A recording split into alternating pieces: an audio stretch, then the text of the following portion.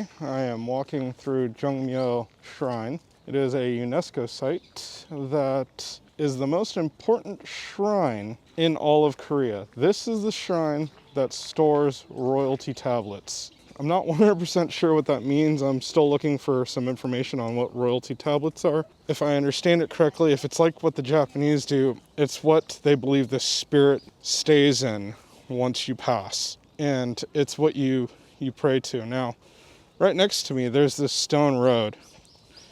And this is the road for the spirits, whereas the road for the humans are on both sides of it.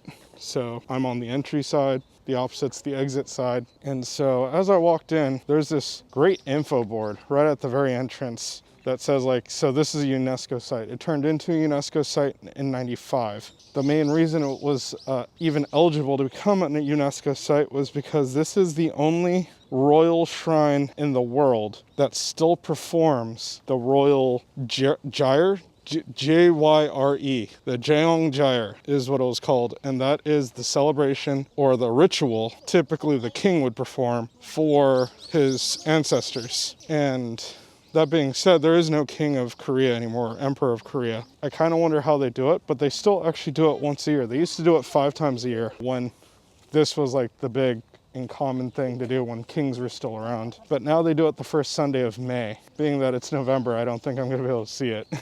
It is kind of neat that they still have an ancient ritual that they do once a year. And I kind of wonder who they put in place for all the roles, because everybody has to have their position in there. They all have to not only position, but they all have their specific jobs that they have to do. And I kind of wonder who does it now. There must be some, I forget what, shrine keepers, I guess. I'm so used to seeing Japanese shrine maidens that I don't know what you call the guys, because I don't believe they're monks. I believe they're just, or priests, I believe they're just there to maintain the place. Typically, in Japan at least, they're the owners of the shrine. It is interesting. This place is ginormous. There's so much land here. The map is huge. Oh yeah. So, here's actually an info board about the Jongmyo Gyre that I was talking about, or jerye.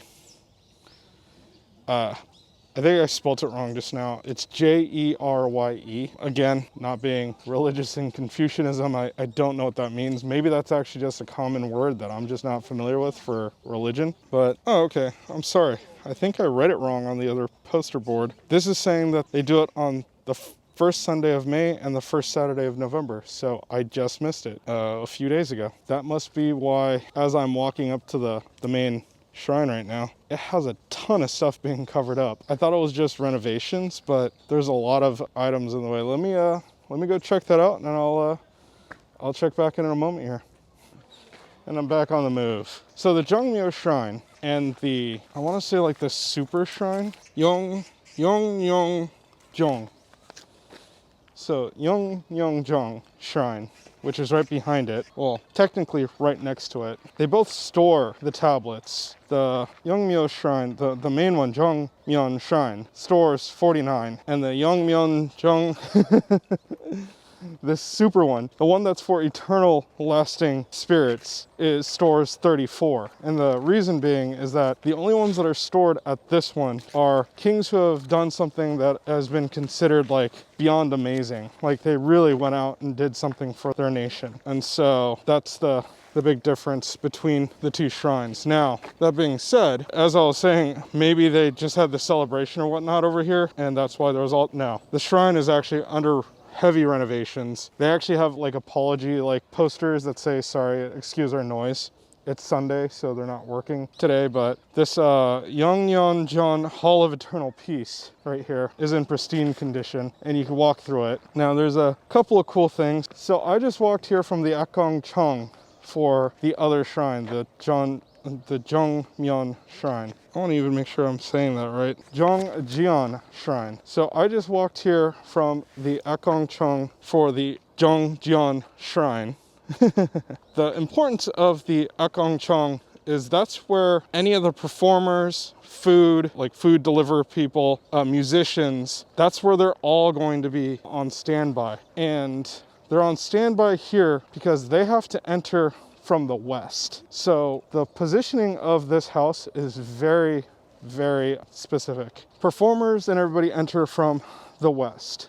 All the royalty, and I believe I read ministers, enter in from the east. That leaves the north and the south. Well, they didn't say anything about the north, but the south is where all the spirits enter. And so it's very ritualized. I mean, it's Confucianism, right? So it makes sense, but it's very organized as well. And you could see at the Ekongchang, there's all those nice kind of areas for you to wait and like sit down and practice before you enter into the west gate. Each position, I do believe, actually has a meaning as well.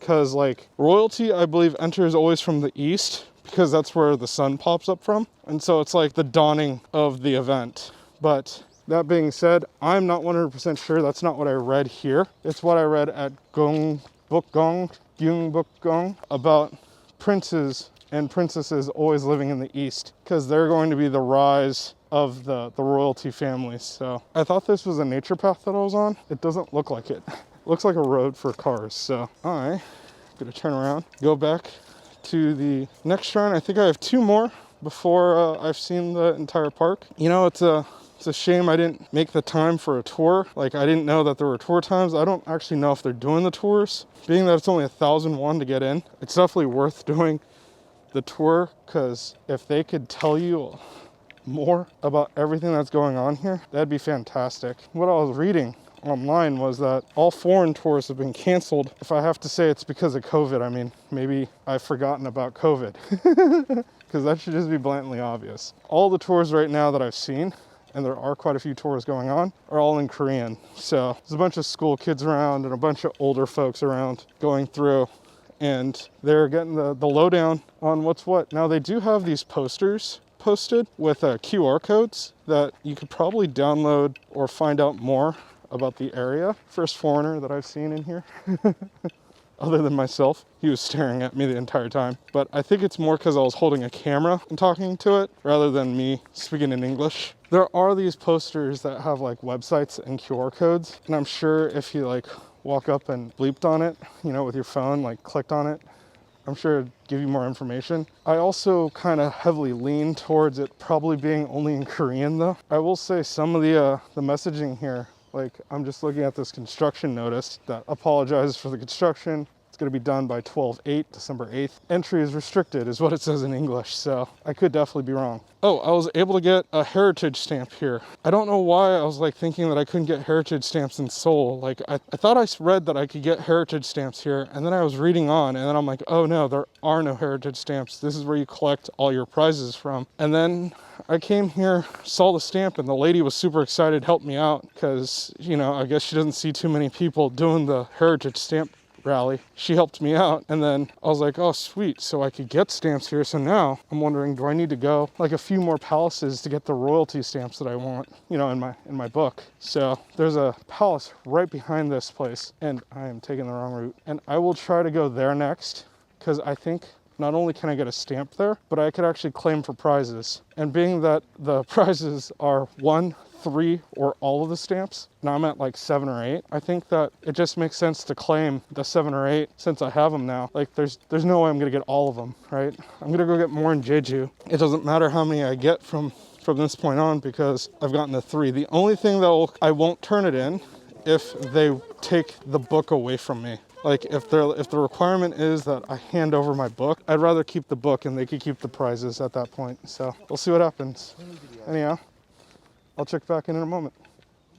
And this is probably it for me here at the Jongmyo Shrine. I just finished walking through the Hyangdaecheong storage facility here that's behind me, and it's actually important because this is where all the ritualistic items were stored, as well as the pavilion that's directly behind me that overlooks the Mangmyo Pond. That actually is where the king, when he came here, would take periodic rest while he was doing the ritualistic items that he needed to perform. Currently, everything in there is closed because of COVID, and I mean, that makes sense. It is kind of like a smallish area, and one thing I don't think I actually mentioned was that everything here is very humble and very plain, and that's on purpose. because they believe after living a life of lavish, they should show that they're humble spirits in the end, and that they didn't let the money get to their head. It's kind of the feeling that I got from what I read. Another kind of interesting note that I read was that on the way here, there was actually another temple or shrine that I thought I was messing up my like directions in my nav. So, so when I actually got here and walked over, I was like, oh, okay, no. Everything here is correct. This is the way it was supposed to be. But there is actually another shrine called the Sajik Shrine. I'm actually walking over to Sajik Shrine. And the importance of that, as it was built to the west side of this shrine, was that that's where all the rituals for gods were performed. So this is for royalty, and that was for the Almighty, I guess you could say. It is another like really pretty shrine, so I was quite curious about that. Other than that though, I am back at the entrance and I'm looking to actually go get some lunch. I'm quite hungry, so we'll do lunch first and then head on to the next palace in a moment here. So until the next vid.